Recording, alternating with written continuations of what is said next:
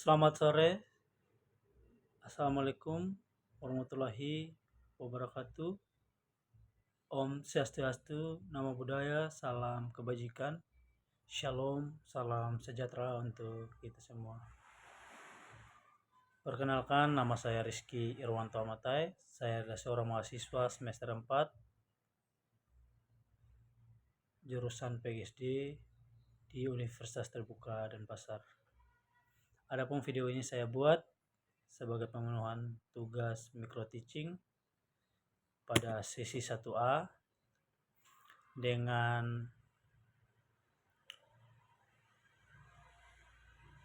pembahasan keterampilan dasar mengajar. Dari topik-topik yang ada, saya memilih 2 topik yang akan saya praktikkan, yang kemudian menjadi tugas diskusi pada sesi ini, yaitu saya memilih keterampilan bertanya dan keterampilan menjelaskan. Berikut simak videonya terkait kedua keterampilan dasar ini. Terima kasih.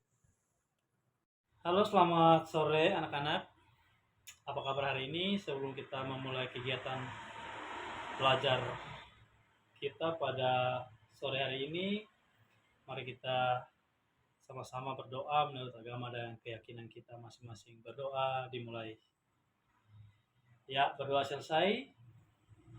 Anak-anak, apa kabar hari ini?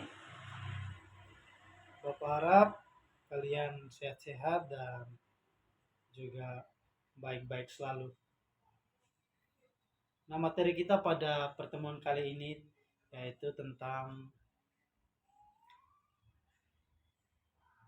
kemampuan terbang di kegelapan oleh kelelawar. Ya, kita akan bahas tentang hewan mamalia yang satu ini, salah satu hewan mamalia yang bisa terbang, yang dengan kemampuan unik ini. Dan mungkin ada dari anak-anak yang sudah tahu terkait kemampuan yang telah Bapak sebutkan tadi, yang berkaitan dengan kemampuan kelelawar untuk terbang di malam hari. Oh, belum ada ya. Untuk itu Bapak akan jelaskan terkait kemampuan kelelawar yang membuat dia bisa terbang di malam hari, yaitu ada yang namanya kemampuan ekolokasi. Kelelawar adalah hewan nokturnal, artinya mereka aktif pada malam hari. Dalam kondisi gelap, penglihatan saya tidak cukup untuk membantu mereka bernavigasi. Oleh karena itu, kelelawar menggunakan sistem yang disebut dengan ekolokasi. Nah, ekolokasi ini, ada yang tahu nggak ekolokasi ini apa? Ekolokasi adalah kemampuan untuk mengeluarkan suara berfrekuensi tinggi yang tidak dapat didengar oleh manusia. Suara ini akan memantul kembali setelah mengenai objek di sekitar seperti pohon, dinding, atau serangga.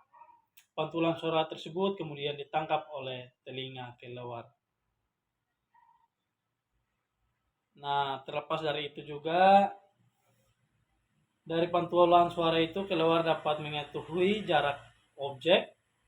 Jadi kalau kelelawar terbang di malam hari itu, ketika dia mendengar suara, dia bisa memprediksi jarak objek yang dia akan tuju itu seperti apa. Kemudian dari pantulan suara juga kelelawar dapat mengukur objek, seberapa besar, seberapa kecil objeknya. Kemudian bentuk objek. Dari pantulan suara kelelawar bisa mengukur bentuk objek yang dia akan tuju, bahkan arah pergerakan mangsanya. Jadi hebat sekali ya kelelawar ini ya. Nah, dari kemampuan kelelawar ini, ia memungkinkan kelelawar untuk berburu serangga kecil dengan sangat akurat meskipun dalam kondisi gelap gulita.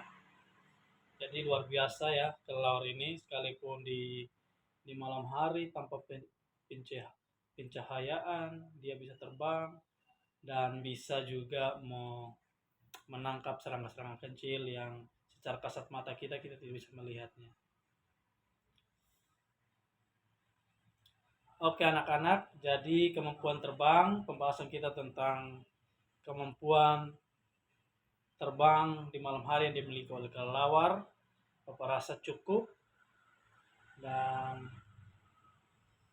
Bapak pertegas lagi di sini, sebagaimana kemampuan terbang kelelawar di kegelapan bukanlah hal ajaib, melainkan hasil dari sistem ekolokasi.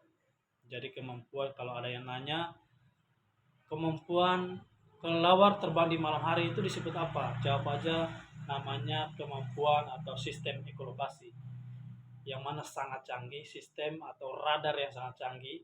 Hal ini menunjukkan betapa luar biasanya adaptasi makhluk hidup terhadap lingkungan.